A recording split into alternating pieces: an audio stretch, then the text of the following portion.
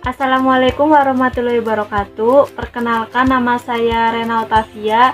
Saya dari kelas 3 Ekonomi Syariah F, NIM 20172012444. Akan mereview pembelajaran untuk mata kuliah sumber daya manusia. Untuk materi pertama yaitu ada pengertian ilmu ekonomi sumber daya manusia, yaitu adalah ilmu ekonomi yang diterapkan untuk menganalisis pembentukan pemanfaatan sumber daya manusia yang berkaitan dengan pembangunan ekonomi. Lalu, ruang lingkup ekonomi sumber daya manusia, ada perencanaan sumber daya manusia, ekonomi ketenagakerjaan, ekonomi kependudukan. Materi yang kedua itu ada perkembangan pemikiran ekonomi sumber daya manusia. Ada pemikiran dari Adam Smith. Adam Smith mencurahkan perhatiannya pada alokasi sumber daya manusia dalam pertumbuhan ekonomi.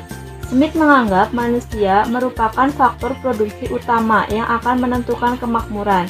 Lalu, di materi ketiga ada sumber daya manusia dan SDM secara mikro dan makro. SDM secara mikro adalah individu yang bekerja dan menjadi anggota suatu perusahaan. Dan sumber daya manusia secara makro adalah penduduk suatu negara yang sudah memasuki usia angkatan kerja, baik yang belum bekerja maupun sudah bekerja. Materi yang keempat ada permintaan tenaga kerja, yaitu suatu keadaan yang menggambarkan ketersediaan pekerjaan untuk diisi oleh para pencari kerja. Jenis-jenis tenaga kerja itu ada tenaga kerja terdidik, tenaga kerja terlatih, dan tenaga kerja tidak terdidik dan terlatih. Materi kelima, penawaran tenaga kerja, yaitu jumlah tenaga kerja yang dapat disediakan oleh pemilik tenaga kerja pada setiap kemungkinan upah dalam jangka waktu tertentu. Hal-hal yang menyebabkan kurva penawaran tenaga kerja mengalami pergeseran, yaitu ada perubahan selera, perubahan kesempatan alternatif penawaran tenaga kerja, imigrasi, perpindahan pekerja dari suatu wilayah ke wilayah lain. Yang materi keenam ada teori upah. Upah adalah hak pekerja atau buruh yang diterima dan dinyatakan dalam bentuk uang sebagai imbalan dari pengusaha.